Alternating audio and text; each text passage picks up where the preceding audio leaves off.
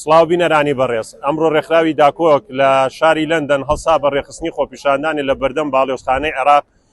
دژ بە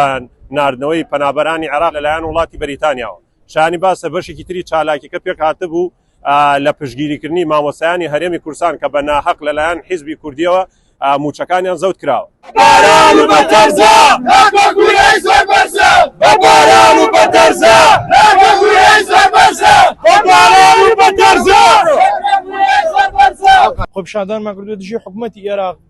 دژ بەوەی کە پەنابەران نێنەوە بۆ عێراق و ئەوەشمان هەیە کە کاڵێ لا شوێنێ ئاگرێکە بێت دووکەڵەگەیە لا شوێنە گەندەڵیە بێ پارتیوەکێتی حکوومەتی عێراق بوونی هەیە. ئێمە لێرەین پێتانەڵێن بەم بڕیارەتان و بەم هەڵوێستەتان بە هیچ شێوازێ دەنگی ناڕزایی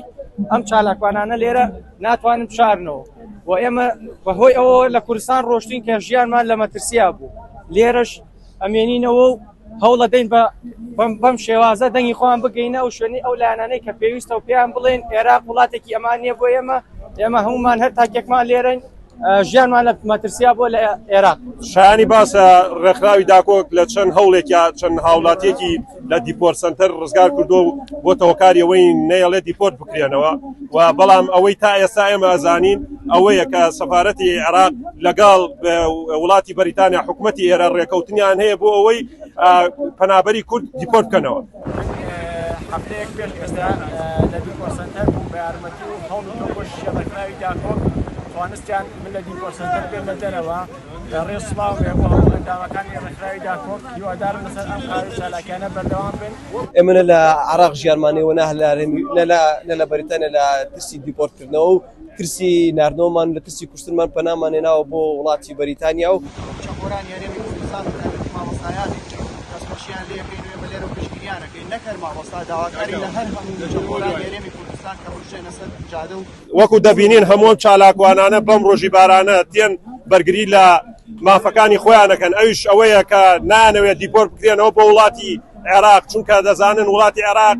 شوێنێکی نائەمانە هۆکاری نەبوونی ئازادیە کوشتن هەیە لە وڵاتی عێراق و هەروە لە هەرێمی کوردستان ئێمە دەبینی چەنەها کەسی چالاکوان زیندان کراوە لە بادینان و ئەم گەنجانە هەمویان هاتوونەتەوە دژی ئەو دیپۆرتکردنەوە وەزایدەن دژی ئەو ناحەقیەن بەرامبەری مامۆسایان دەکرێت لە هەرێمی کوردستان. ژایەتیانەکەین کە ئەو هەڵوێستە ناشرینان نواندۆ بەرامبەر پەنابەران و لێرە کۆبوونێتەوە بەم کەشوان ناجێگیرە دژی هەموو بڕیارێکی حکوومەتی عێراق کە ڕێکەوتن بکە لەگەڵ حکوومەتی بەریتانیا. ئێمە داواکاریمانەوەی بە دووە چارەسەرێکا بگەڕن کە ئێوە بتوانن وەزعی کوردستان و عێراق چاکترکەن بۆ ئەوەی چیتر پەنابەر یاخودەم گەنجانە لێرەیە کۆ نەبنەوە سەفەر نەکەم بۆ وڵاتە تۆ حلی وڵاتەکەی خۆتێ پێ ناکرێت ئێستا کات لێەکەین هەر کەسێکی هەر بەرپرسێکی دوورکەوەرەوە لێمان هیچ واژوێک لەسەر هیچ ڕێکەوت نێمەکە چارەنووس بۆ ئێمە دیاری وەکو ڕێکخراوی داکۆک لێرە کۆبوونەوە لە بەردەم سەفارەتی عێراق چونکە هەستمان بە مەترسیە کردووە لەسەر ئەو گەنجە خێر لە خۆنە دیوانەی کە عێراقیان بەجێهێشتۆ هاتوون لێرە لە وڵاتێکی سەقامگیر ژیانی خۆیان بگوزارێنن بەڵام وەکو دەیبینین ژێر بەژێر وڵاتی عێراق هەرێمی کوردستان سەفارەتی عێراق ڕێکەوتنێکیان هەیە بۆی ئەو گەنجانە دیپۆرتی هەرێمی کوردستان کەنەوە. ئێمە وەکو ڕێکخراوی داکۆک تا ئێستا لە محاولەدا بووینە لە هەوڵ و هیمەتدا بووینە کۆمەڵێک گەنجمان لە ناو دیپۆرت سەنتەرەکان هێناوەتە ئێمە وەکو چالاکەوانێک کۆبوونەتەوانی ئەمڕۆ بۆ دژی ناردنەوەی پەنابەرانی عێراق ئێمە کۆبوونەتەوانی ئەمڕۆ وادارین بڕوخێت دەسەڵاتی بنەماڵە بڕوخێت یەکێتی و پارتی. ئەمڕۆ گردبوونەوەیەکمان ڕێخسۆ لە شاری لەندەن لێرە دژی دیپۆرتکردنەوەی پەنابەران بە زۆرەمرێ لە عێراق. لەسەیەک لای حکوومەتی خەڵکی کە دەستی دەبڕێ و دەکوژی و سەر دەبڕێ یعنی ئەوانە هەموو لێرە خۆپیشاندارمان کرا هەموو لە دژی دەسەڵاتی گەردەڵی هەموو ڕسمی مەسعود بارزانیمان دەڕاندەوە سوڵتانیمان بێزاری خۆیمان دەربڕیوە ئەی ئێستا گەر دیپۆرت بکرێنەوە ئەوە حساب ناکەین کە مەسعود بارزانی ئەمە دەکوژی ئەمانە تاڵبانیمان حساب بە وڵاتی ئەوروپا و بەریتانیا ئەو کوردان بەسەرانەی هەموو مشکلێکیانی هاتوونە جێگانە ئەو بە کوردمان داوا لە مافی مرۆڤاتی دەکەین بەڕاستی دەنگەکەمان بگاتن جێگای مەبەست نهێنن ئەو دیپۆرتکردنا بگەڕێتەوە. سوپاسی ڕێکخراوی دەکەم کە یارمەتی زۆر کەسیان داوە بە ڕێکەوتن لەگەڵ باڵوێستخانەی عێراق لەگەڵ وڵاتی بەریتانیا کە ڕێکەوتون بە ناردنەوەی پەنابەران کەمەش کارێکی زۆر ناشیرنە بەرامبەر بە خەڵکی هەرێمی کوردستان دەکرێت. یعنی هەروازمان لێبێنن حکوومەتی عێراق و حکوومەتی هەرێم هەروازمان لێبن ئێمە هیچمان لە ئێوە ناوێ. یعنی ئەگەر ئێوە شتێکتان لە ئێمە نەوێ بەڕاستی ئێمە هیچمان لە ئێوە ناوێ و داوا لە حکوومەتی بریتانیا شەکەم بەو دەستورەی کە لە ناو کتێبەکانە نووسراوەتەوە لەژێر لاپەڕەکانە پڕە لە گەندەڵی بڕوانەکەن ئەوە لە حکوومەتی بەریتانیا ئەەکەم ئەگەر خۆیان بە بەرپرسە زانن ئەگەر ئەو مافی مرۆڤەی باسی ئەەکەن هەیە داوایان لێ یەکەم بەو دەستورە فاشیلەی حکوومەتی عێراق و هەرێمی کوردستان تێنەکەون لەبەرەوەی ژیانی هەر یەک لەم پەنابەرانە بە بچووکترین ناڕەزایەتیکردن ئەکەوێتە ژێر مەترسیەوە و ئێمە هیچ دڵنیایەکمان نییە لە گەڕانەوەمان بۆ هەرێمی کوردستان یا بۆ عێراق ژیانمان پارێزراوە. ئەمەشی ڕێکخراوی داکۆ بە ڕێخستنی خۆپیشاندانێک بۆ دژی ئەو بڕیارەی کە پەنابەران بە زۆرم لێ بنێرنە بۆ هەرێمی کوردستان و کە هیچ ماف و ئازادیەک لە هەرێمی کوردستاندا نییە. بەڵێ کاک عەزیز ئێمە دەبینی وەکو ئەندامانی ڕێکخراوی داکۆک لێرە گرمبوونەیەکمان ساز کردووە دژی بە زۆر نابردنەوەی ئەو پەنابەرانی کە دەنێرن وڵاتی عێراق. ئێمە وا بۆچوومانەیە کە لە وڵاتی عێراق لەگەڵ دەسەڵاتدارانی بریتانیادا ڕێککەوتنێکی ژێر بەژێر کرابێ بۆ ناردنەوەی ئەو پەنابەرانی کە لێرن و هەر هەمووشیان کە ژیانیان لە مەترسیا بگەڕن وڵاتەکەی خۆیان. وەکو دەبینین فەتێک لەمە پێشەن کەسێک نراوەتەوە بە زۆرم لێو بەبێت هیچ بوونی پاسپۆرتێکیان شتێک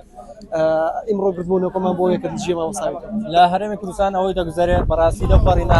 ناحەقی و نەعەدالەتیدا کە تێدا فەرمانبەران بە هەموو شازێک مافەکانیان زەوت کراوە لە مەعاشیان پێدرێت و بگرێت چەندازار لەسەر ئەوەی کە خۆپیشاندانیان کردووە دژی پێنەدانی موچەکانیان تووشی گرتن و زیندانی و لێدان و بگرێت هەندێک تووشی کوشتنیش بۆتەوە. هەنگاوی یەکەم لە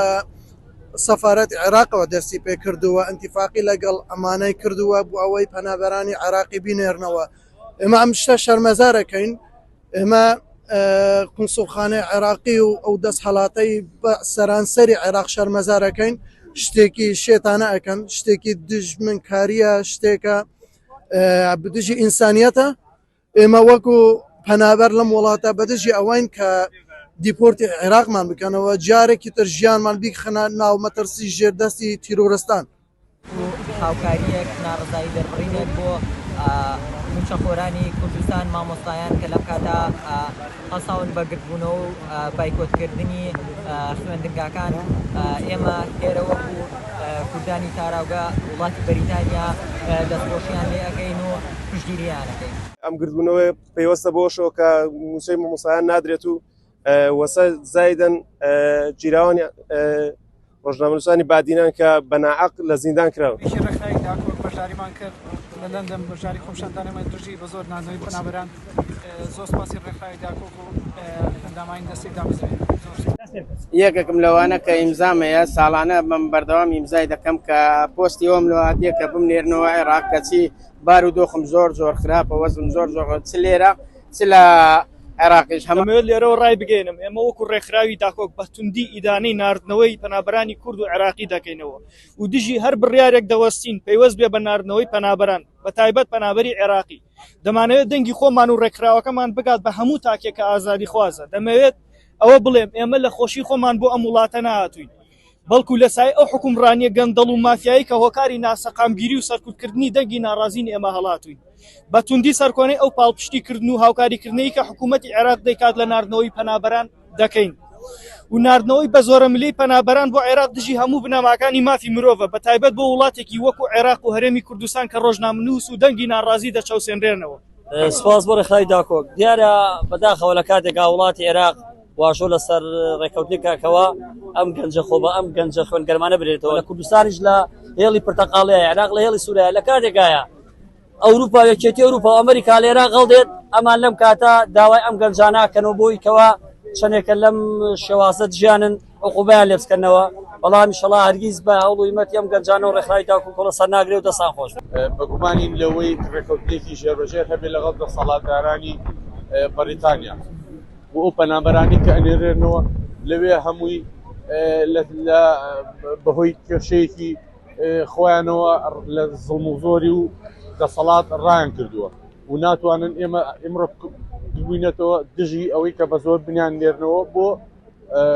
عێراق. ئازادی بۆ زیندانیانی بادینان! ئازادی بۆ شێروان شێوانی بڕوخێتە سەڵاتدارانی هەرێم بڕوخی حکوومەتی کاربەرەکانی هەرێم